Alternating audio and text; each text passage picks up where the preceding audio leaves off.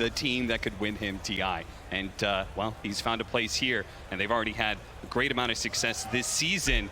And it would be a damn shame to head to the lower bracket now. But let's get into it. Pause is done, and we are into it. OG versus Tundra, game 1. Look at the early itemization here. 33 going for that Blight Orb. An aggressive build on this Visage. Sometimes we see the early Blade or just early stats for extra last hitting, but it tells me Tundra wants to fight on this lane, try and abuse the squishy support, in, if it's Oracle or Maiden up there early, and just trade for the kills. We'll see if it pays off. Soxa doing some early ward checking. Got the win lace up already.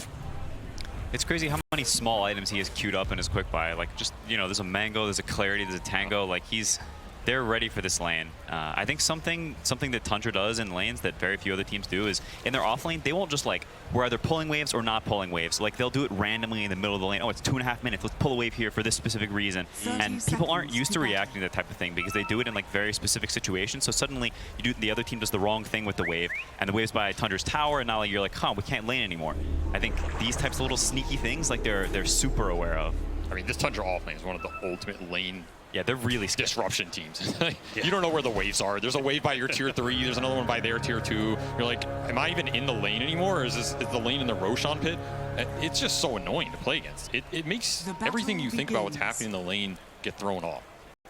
Yeah, and you can also, you know, potentially a team like OG, a younger team, this is their first time at TI for a lot of them. Suddenly you're out of your comfort zone. There's, you know, you're laning in the river, and, you know, things can be a little bit, you know, maybe that throws them off more than it would throw off another team. You know, normally I would agree, Quinn, but if I've learned anything about OG this year, their comfort zone is quite literally the entire world. You know, nothing happens. In fact, I think the more you throw this team off, the more they get in zone. Like, you know, if you think you're tilting Amar and he's buybacking early, now he just goes 20 and 0, right? How many times have we seen this? Many times. We talked about that quite a bit, the question of whether or not you should shut down Amar, because it just seems like if you do shut him down, he comes back with a vengeance. We're currently watching the matchup of 9 versus BZM. We see the top lane of Yuragi and Misha in that Morphling lane. We said the lanes are super important here to keep Tundra from being able to snowball. So what are the things we're looking for when it comes to these side lanes in particular? I mean, the lane equilibrium already disrupted top for Tundra. It's a great sign for them. They just want this lane back so the Visage plus melee hero can go to work, especially if they get level 2 and level 3 fast. This Misha Maiden already got nuked down really hard. And this is kind of a bad sign. You don't want this lane shoved out so fast for Crystal Maiden. She kind of wants to wear you down over the course of that shove out and get the kill at the end. Yeah. And that bottom lane, it's a similar story. OG wants this lane back for the Sand King so he can farm. Tundra wants to keep it up so Snake King can play the lane with the right clicks. Equilibrium super important for these two side lanes early on. You said it, Quinn. It looks like Tundra have already identified we're going to abuse this Crystal Maiden lane. We're going to try and go for those kills. I mean, they're going for it without a nuke on Soxa. They were just throwing the tree at him and hoping to get 33 to maxed out stacks. I feel like Misha's going to die here. Oh, yeah. He is very slow, very low. You have the Blight Orb on top of these tree hits. Very scary lane for this Crystal Maiden, and you do not want to feed the first blood to this Visage. It is the one way you're going to power up his early game the most. Yeah, I mean, you can see the CS bottom lane as well, and the HP levels. This lane, since they opted to put the bottom 5, you don't have as much kill threat in this lane. A bottom Slark is very much chipping you down, abusing right clicks, abusing like individual skill in the CS. And I can definitely see a world where if Tundra plays as well, suddenly Sand King's low HP, can't come up to the wave, is essentially, oh my goodness. Ooh, that was a lot of damage. Skater actually getting super low. That's it. Amar picks up the first blood. Wow, that was a crucial mistake from Skitter. Staying up a little bit too long while Sand King's getting the pull off, feeds that kill away. Now suddenly Amar, 700 gold, he's gonna have plenty of HP, plenty of regen. Yeah. Totally changes the trajectory of this lane. I mean, that's huge for them. This is, if OG can pick a hero to have a good early lane, it's probably the Sand King, because normally this hero gets abused. So if he's getting accelerated, it's even better for them. I mean, that was that lane getting pushed deep, right? You get the caustics, you get that burrow, equilibrium. Winning OG one of these side lanes at least. Quinn, talk to me about this mid matchup, because you're a bit of an expert. I mean, you also have a enemy mid that you play up against quite a bit, and Gunner, who also plays the mid tusk all the time. Yeah. We're going to watch Taiga, actually. Looks like he's going to be chased down here. Snaking. Oh, the double high ground hit. That was the Crimson item. That was the Crimson It was Mirana. the cosmetic pay to win right there. Damn straight. But yeah, talk to me about Tusk versus Ember. Yeah, I mean, it's interesting that 9 picked Tusk into Ember. I think for a lot of people, they'd be pretty happy playing Ember into the Tusk because he just can't kill you ever, and Tusk is a hero that thrives off of early kills, early momentum. So it's kind of interesting that 9 picked that. I mean, 9 is a player with a very specific hero pool. But I think both sides will farm early, but it's one of these lanes where the Tusk needs to get stuff done other places because at some point you're going to start getting slighted infinitely, and you don't have a way to deal with that regen, right? You can't really punish the Ember back. He's going to sit there and keep pressing this stupid button on you, and you lose all your HP. And so Tusk is sort of on a timer in that regard. Like, you see the CS is very even, but you can already see the slight starting to add up. Once level 5 comes around, level 7, it sort of becomes uninhabitable for Tusk. I mean, you think he's just going to rotate super early this game, or do you just take it and get what you can? I mean, obviously the Tusk game plan is they probably don't care about this lane too much, right? Whenever you pick mid Tusk, lanes, whatever, it's about getting into the mid game where he's going to one-shot the backline. But do you try and force these early rotations to make up for this lane being a bad matchup? Yeah, I mean, a lot of that depends on how this top lane goes. I think that's where you're really happy to have a player like Netta in the offlane because your offlane is doing pretty well right now. You can look at the CS, Morphling very, very low, not doing the greatest in CS chart. Because if Morphling's having a good lane, it's pretty hard for this Tusk to go top. But now Morphling, he's getting a little bit low. Maybe Visage gets a 6 faster. Maybe suddenly Tusk, comes up here and tears the game open. I mean, talking about that, you're getting doubled up on Morphling. It's pretty bad. Another Burrow Strike fight.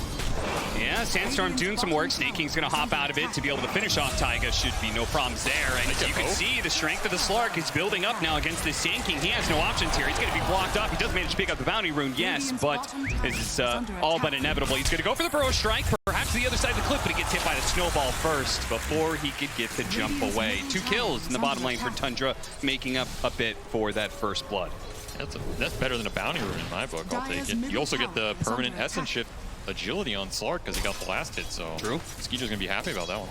Yeah, I mean, also some time where the Slark gets to sit in the lane for free. The faster you get to the 6, the scarier it is for Sand King, because now suddenly the Sandstorm chip damage, like Slark doesn't care. He'll run into it, he'll hit you a bunch, he'll take a bunch of that damage, and he'll reset. And suddenly on Sand King, you don't have a way to regenerate that HP. The lane can start to get a bit dicey. Maybe Tusk comes there and ganks you and kills you, and you have to, it can get very hairy very quickly. So maybe the most important thing was the experience that he got out of those kills. I think it was a really big deal. That's definitely huge. I mean, it's also about this Verona doesn't want to sit down here and leech his XP forever, right? At some point, she wants to go roam, play around the Tusk, play around the Visage, who's having a very good early game. Let the Slark get the solo XP, push him up to the level 6 path where he will abuse the Sand King on his own. This game is going to come down to these rune fights, 6 and 8. 6-1's coming up right now. Sox on top, Snaking to the bottom. They want to deny this Ember the rune. They will. Invis for the Tiny. He's going to sneak away into the night, pick up the bounty rune while he's there as well. And we'll see whether or not, do they have vision of the Invis rune? Is it possible that he sneaks up on the Morphling here? Might sneak up on his courier. Yeah, that's actually what's really going to happen here. Bye-bye, courier. Mildly annoying. I mean, despite the CS and, maybe the Morphling's HP levels, his net worth is, pretty on par with Visage. The scary thing about this lane, though, is that it only gets worse for Morphling. Once you get to 6, suddenly the dynamic changes, and Visage just keeps on you. You're morphing down, your armor's going lower, he keeps on you, your armor's going lower, and you can sort of get, kicked out of this lane, potentially dive. That's super high HP. I mean, I think 33 side an amazing lane stage this game. Yeah, like, this is a hero that can't get super abused. That's ideally what you want, but he's already just to level 6, 0 deaths. Higher CS than the Morph. I mean, I don't think Yuragi sat on this lane, but if you're 33, you're super happy. Because again, you are the core of these Tundra lineups. You want to get that Wraith Pact and the auras online. The faster you do, the faster you're enabling everybody else in the type of game Tundra wants to play. Yeah, I mean, you also know as this Visage, pretty soon there's a Walrus coming your way, and there's going to be tower dive, and it's pretty scary for this Morphling. We'll see how much they try to react to this when it happens.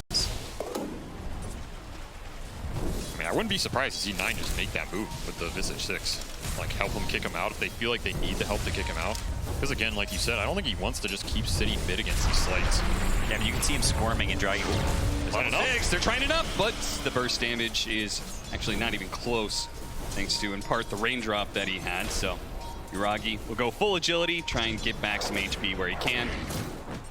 8-minute rune is coming up. Amar is actually in the neighborhood. Maybe OG is going to put some serious effort here. 9 is going to be chased down by the 2 supports. BZM hoping to catch up and get a slight. Gonna go for it. He's going to go for it with the remnants and a little bit more. They got the fairy fire. Here comes Arrow. Nice shot from Snaking. Beautiful play by him. Snaking, longtime Mirana player. I mean, going all the way back to bottom. He's been playing this hero for quite some time. It's a little bit new on the 5 position, but he has some history for sure. I mean, if you're going to play 5 Mirana, You better hit your damn arrows, son. That's all I know. If you miss those, your impact goes down incredibly. But definitely bailed out his Tusk there. Huge play. I'll waste some Ember's time as well. Another arrow. 2 for 2 that I've seen. Already good start. Probably missed 5 early, but we won't count those. Oh, they get the pounce. Here comes the rotation from 9. Shows up. And, well, we were talking about which of the side lanes are we going to be targeting here at the Tusk, because we know he's going to rotate around. Choosing to shut down Amar a little bit. Do you think that's a player preference or about the hero? I think it might even be just based on the situation and Neta making the call. If you look at top lane, like, it doesn't really look like he needs the gank here. The Morphling's already left the lane. Neta doing some wave dragging shenanigans as expected. The tower is taking damage. These creeps, no one's getting the XP here. You know, maybe he calls, yo, you don't need to come top. Morph already left. I can come up by myself, you know. And sure. 9 makes the smart play, gets the quick kill bottom. Now suddenly you've got pressure in all the lanes instead of just top. Yeah, 4-1. Tundra up by 1,000 net worth early. I mean, the big power play for me is going to be OG's supports cannot drag their cores into the game, right? These are backline supports with heals and nukes. The upside is once your cores come online, OG supports come online as well. That's why they're trying to get this blink on Amar. He's going to do some ancient farming. Got the epicenter. He's going to throw it out here. He's going to do some ancient farming right in the nose of Tundra, apparently, while Taiga is going to be chased down by 9 here. No hope to be able to save him. Amar popping the healing salve underneath this sandstorm, while the rest of Tundra trying to get the last hits. Got a sentry, it seems. 9's trying to hold the aggro out of the sandstorm here. Oh. Got them both. Very nicely played, and he gets a little bit of damage. Now they see him. Oh, the pounce barely off the mark. Bro strikes over the side, and now BTM is here to be able to help him out. Amar just on the sliver of HP, but they can't quite see him. They're going to be able to kill Skeeter as well. BTM to the rescue, and now 9 may be the 3rd pickup as OG. Oh, beautiful shards. BZM doesn't quite have a lot of mana. Does he have enough to be able to jump over to the other side? His slide is not going to be good enough. He has plenty of remnants, but the mana is the real issue. They fed him some Magos, not good enough. Great fight for OG. I mean, we're talking about enabling the Sand King, getting him to blink. If Sand King dies and you lose that stack, you're absolutely screwed going into this mid game. Now they have a very good fighting chance to get the Sand King online, push towards this Maelstrom on Ember, who again, who's having the best game in this game right now? It's BZM. Yeah, he is very farmed. I mean, you can... Uh-oh. Nice shot. Burst down Amar with the help of the birds. They'll keep that chain stun going. Snaking, even though he missed that arrow earlier, lands recovery 1, gets another kill on Amar, continuing to shut him down bottom of all the cores right now. Yeah, I mean, such clutch play from Snaking, honestly. Going there and not letting the Snaking, you know, sit in the trees and sit there and defend forever because you don't have detection. Snaking immediately up there has 2 sentries, puts sneaky one in the trees. Amar doesn't expect it, goes down. Like, that's really painful. You're 800 away from this blink. You already farmed your ancient stack. Like, where are you going to get this gold from? There's more pressure from Tundra coming. Your mid tower is under attack soon. Your heroes are under attack. Your triangle. And the Snaking can't really contribute. You have to weather the storm here. You have to do it through this Ember, too. Like, OG needs to fight through this Ember Spear right now. Ideally, keep this mid tower alive as long as they can. There's going to be some move to collapse on it, likely coming out from Tundra here in the next 5 minutes or so. And shutting down the Sand King holding that top tower does also speed up your mid rotation. You don't want to let him sit up there and just delay the game. You want to have this Visage be able to progress through the objectives he wants to do. Maybe a little triangle farm on the menu as well. And I mean, he is really farmed. This is going to be a fast raid pack. And that's probably what, once he gets that raid pack, then we're trying to take down that mid tower, right? I think there's some move that can come out, either to the jungles, you can go triangle. You want to use it to get the 5-man going, because I don't think OG... That was so greedy. He really tried to hold it for 9, but ultimately Soxa did have to pick it up. Pretty clutch from Soxa to click it there at the end and not like hope 9 got it. Like, that was pretty clutch. I mean, I think I would have left it for you though. I appreciate that. You know, otherwise you were going to yell at me after the game. Let's keep that off broadcast. Thank you. Freaking power runes, man. I mean, I think what Neta's doing here is something that is pretty cute and like something Faith Beyond's done in the past, but occasionally when these offlaners that can farm Ancients, if you don't feel like you have the ability to go mid for whatever reason, maybe OG has too many heroes there, you rescind a little bit, you farm the Ancients, you get your pot on this level 7, now suddenly, you know, have this little bit stronger time maybe a minute later, and I think that's something that Tundra is more willing to do than a lot of other teams who maybe lose a little bit of focus, maybe they force this mid push a bit too much, waste some time, and now suddenly their economy gets hurt a lot, and OG, you know, starts to creep back a little bit. I mean, this is the Slark Diffusal. We're on a level 7. Amar's just channeling. Yeah, he's... Ooh, okay. Snowball, they're going to go for Misha here. Amar still trying to set up. Good save from Taiga. The Crystal Maiden's still eventually going to die. And look at that. Soxa gets a really nice toss back onto the Oracle as well. Taiga does what he can, but ultimately he's just going to be throwing damage around before he eventually dies and gives another stack over to Skeeter. Man, the amount of pump fakes from Amar. I thought he knew that smoke was coming. I was like, oh my, seriously. how does he know? But I think they were just, again, anticipating this mid move. They had the Sand King blink. They had the Ember Maelstrom. Maybe Tundra's a little too fast, caught him off guard, and that mid tower going down is really going to open up the map here. It's going to open up the Roche down the line more as well. They didn't get the fight. I think that's the fight that OG wanted more than anything, right? Like, you want to be able to take that fight with the blink, with the Maelstrom around that tier 1 that can protect your supports. Instead, you just get collapsed on. Now, where's your next opportunity to fight? Now you got to kind of play the map, make an aggressive move of your own. This is a nice move. It connects. Soxa just throws the tiny, does what he can, but he is going to be the victim of this smoke. But what is OG going to do with that? Support pick off doesn't necessarily mean you can put pressure on the mid tower or anything. Oh, they wanted Slark or Tusk out of that move. Yeah. Very cute. That is a very Tusk thing. First the punch, then the high five. I can't kill you, but I'm going to sit here and annoy you. I'm going to cast my spells. You're going to be mildly irritated. But there's more coming now, and yeah, I mean, the map being small like this, OG's heroes, they can only really kill you out of smoke. Oh, they surprised him, but the Shrink Morph went off just in time, and now that is actually baited 9 into death here because OG actually brought a full party here. Everybody but Amar is hanging out in this Radiant jungle. Yeah, a bit rushed from Tundra. To be honest, I'm surprised they're not pushing things a little bit more. The Slark having the Diffusal Blade. Is under attack. Good sentry laid out, spotted Skeeter. He knows. He actually thought maybe there was a ward or something to be able to deal with the sentry in time. Master tier Slark carrying his own sentries. That's how you know someone's a Slark player. I mean, nowadays, Slarks are incentivized to do it. Find those wards, there were so much. Was it his sentry, though, or did someone else buy it for him? Because there's a difference. No, surely he bought it because he wants the bounty for it. He bought it. Oh, no, he planted it. I can't see. GG. Looking for Amar again. Oh, sneaking in from behind. Soxa's going to be able to get the toss back, and they land the pounce immediately afterwards. Burrow strike in a second, but he can't get it off in time. That pounce just lasted too long, and the TP had to be canceled, so this is a free tower push.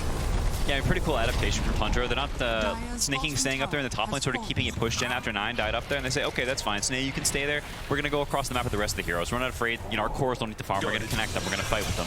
We don't need our supports to be in every move. So Snay's just sort of chilling up there, and the cores go down and take this tower. They pressure the Sand King, and now suddenly maybe your main woods are under threat, or you have to waste a glyph on this tier 2 bottom, and then you have the next tier 2. Yeah, so there's the glyph. That's a unique aspect of Miranda as a support, right? It kind of functions like those hoodwinks or something, because he could be up there and probably won't die because of his mobility. But Soxa, well, he doesn't have the same kind of options, and once again will be victim of OG's aggression. They're immediately going to smoke up afterwards here, but it was underneath the high ground ward. Yeah, he's going to break it. 9. Good job there. Breaking a bit of the smoke. OG, they know they've been spotted, but yeah, they're still going to go for that mid tower regardless. It's low. There's a glyph here. Free pick off on Misha, but there's going to be the jump in from BCM. He's getting caught by the birds, perhaps. The Morphling cut out of mana. Immediately going for Snake. He gets burned out of all this mana. They land the pounce there as well. And 33 is full health. Here comes the epicenter. And Misha with a great ultimate as well. There! It stops the epicenter. No chance for Amar. A toss back from Soxa. What a hit with the avalanche toss combination, bringing everybody low. And Tundra just kind of clean through the OG heroes. Oh man, what an arrow to stop that epicenter. So much damage negated in the fight. OG cannot clean it up. I'm not sure they were going to be close with that rate pack down and put already on this Visage, but absolute disaster. BZM just getting his mana burned on the jump too. He just remnants straight into birds, and Skeeter sitting there like, oh, you did the pounce for me, son. Just drains all his mana, gets the stacks up. Tundra cannot ask for a better fight. And I was about to say, this game has felt very reactionary from OG in terms of being very patient, waiting for the fights, the right ones they want to take. The aggressive smoke moves I think are just hard for them this game. Yeah, but you can see very good positioning from Tundra in this fight. It's rare you see a full duration CM ult and they lose the fight. Like, they just left him alone. He pressed the CM ult and they just said, fine, do it. And they walked away and they fought on the other outer ridge. And you see, the CM, she doesn't really do that much in this fight. There's not much she can do. Tundra, really, really nice positioning in this fight. In crazy toss back. Yeah, that was beautiful. Landing that combination on 3 different heroes. Fight that was like the last nail in the coffin right there. OG, I mean, this just, you're talking about how they really set the tempo of this game. It just feels like they are very uncomfortable. This does I wouldn't imagine, like, if you took away the logos and everything, I just wouldn't think this is OG. Radiant's bottom tower Yeah, I mean, is under sorry, attack. No, go ahead. I mean, thank you. I think that smoke just felt very pressured. Like, you see the way Ember Remnant's in there. Like, it's very like, we're losing. We need to make something happen. I need to catch a guy. Pounce immediately afterwards. Manta trying to dodge a little bit of damage. She does manage to get the slight jump away just in time. The Pounce faded, but 9 is just able to go for the next hero. Taiga, he was there to try and help out BZM and may have been able to do something, but does cost him his own life and apparently cost him their tier 2 top tower as well. Things are getting very dark indeed for OG in this game 1. The lead's going to build here. The one thing about OG is this team is very good at stalling games. Like, they understand that they are a very strong late game team. That between the 3 cores synergizing in late game fights with the net worth they can bring out. I've seen them take fights from 20k down like it was nothing. The thing they have to keep in mind is you're playing against a Slark Mirana lineup. So one, you have this Moonlight that can move people around very fast, set up a lot easier. You cannot sentry everywhere on the map, especially these deep side lanes you want to split push. And then Slark is going to run around and kill all your vision. It just makes it even harder on top of that as well. So while I think OG has the heroes to split push this game out and take a later game fight with the Ember timings, I think there's also a lot of tools on Tundra's side to shut that down, just destroy the vision, and we're already seeing it. Like, you just got up some deep, dire wards, but Skeeter's running through here, and he's pinging it. And he's literally just pinging, hey guys, check around the area, get some freebies. Yeah, I mean, they get these wards, but I think OG not that unhappy with the way the map is being split right now. You see them run all the way down bottom, Tundra reacts, and OG's already up in top lane buying some time. Like, you know, the gold lead, since they got the Aegis, not really changed very much. Nisha, that was rather bold. Anything for that extra frostbite, I guess. You just walked in melee range of the birds on that one, and Tundra's like, okay, we are already planning on pressuring some more. Ooh, Amar? Saksa really trying to force this by going behind. It does set up Amar for the opportunity. The epicenter for the Avalanche actually went out there and stalled things out, and with the Morphling already dead, there goes all your damage. Tundra, they're just way too big. I mean, where's your damage going to come from? You already have full Wraith Pack pipe on this Visage. Sand King does literally no damage at that point. You do nothing. I think if Sand King channels all of his spells and connects them on everybody, you're doing like 500 damage. And they sit there and go, what's up? You know? On top of that, you still have Aegis on the Slark. I don't think you can take these fights. I don't even think OG should really be trying to take these fights. I don't think it's possible. Even if 99% of your theory goes right. I think you have to split push this map. Maybe if you do that, your win probability isn't as high as taking that tier 2 fight. I can understand why they feel like maybe there's an opening, but this is just a rough spot to be in. And now Skeeter with the Mirana ult, nice little synergy, finding the freebies. Quick kill on Misha, no problem. Yeah, I mean, this comes back to, we talked about the heroes and the fact that OG's damage very, very similar, and suddenly this Wraith Pack pipe comes out, and you're looking at the heroes and you're like, wow, we can't kill anyone. And when you're in that state where you're just dodging and you're just sliding around the map, it's all on the other team to mess up because they have all the power in the world. They can kill you and you can't kill them, and suddenly they're just squeezing you in. You're getting squeezed and squeezed and squeezed, and suddenly you have no net worth and they just throw on you. I agree. This map is entirely Tundra's control, and like we saw earlier, they're just farming it up everywhere. I mean, Skeeter's just going into the whole team alone. Finds an opening here. Taiga not going to be hit by the arrow, but still hit by that extra pounce. He's going to have a little bit of help here. Does, of course, have the Aegis, so it's perfectly fine for Skeeter to be super aggressive here. After all, he's setting up the rest of the team to come in from behind. Nice block in there with the shards. It's going to set up an arrow. That's going to land onto Taiga. They're going to leave their supports behind. OG full bailing out once again. They do not have the firepower to win team fights. They cannot win 5-on-5. So as soon as Tundra shows up in force, they have to retreat. This is high ground. This is good for sure. I think Tundra just stays around him. Are you afraid of any sort of 5-on-5 at this point? No, you have all the auras. You have the drum on Snake King. He has 4 staff as well. All the Visage auras that we talked about. You have BKB on your Tusk. This is such a huge power spike at 20 minutes of the game. What can OG do? They're literally just helpless. They're watching their buildings die. I think if Tundra went top, which, I mean, they're probably going to play it safe and farm a little more gold, wait for the right jump, but, I mean, there's the drum, the 4 staff, the Wraith Pack, the pipe, like, they've got all the Tundra items, all and there. they're running it down your throat. Nice. Good toss back. I mean, he just has so many setups, right? If you toss him straight up in the air, it would have been an arrow. He tosses him over the Skeeter to allow the pounce to land. Tips start coming out. Snake King, I mean, Amar, no impact, no idea. He has not had a whole lot of fun in this Sand King game, and I think so much of the story of this game comes back to the draft and where we were talking about how they were preemptively setting up for Tundra's like zoo stuff and how they drafted a certain way specifically, and it seems to have put OG out of their own comfort zone. I mean, Amar does not look like Amar right now. Sandking, he's a very hit or miss hero. Like when he hits and he starts snowballing, he is super strong. But when you miss, it's real. It's hard. Struggle. I mean, he's behind Veil. How many times have we seen Amar buy Veil in his career? You know, this is not the item I think he would ideally like to be buying this deep into the game. But they are just searching for any sort of extra damage at this point. Yeah, you can see your ult. Oh, up with the punch, the snowball, the arrow coming in as well. The shrink morph is doing its work, but now they've got the pounce, and that's going to be good enough. Bisha, freezing field, but he just dies too damn quickly. BCM is going to be locked down. Amar goes through, hits the pro strike, only onto 1. They're focusing on 33, but he is super tanky, and Skeeter is completely uncontested. One by one, he will just knock down these heroes, take away their agility, and that is it. OG. Well, GG out. This was no contest. Tundra 26-7 in this game 1. This had to have been a hell of a confidence boost here on the main stage of TI. I feel like Tundra got to run their playbook exactly how they want to. And I think one of the big things about that draft in that game is OG knew that the zoo was coming, right? They left it in the bans.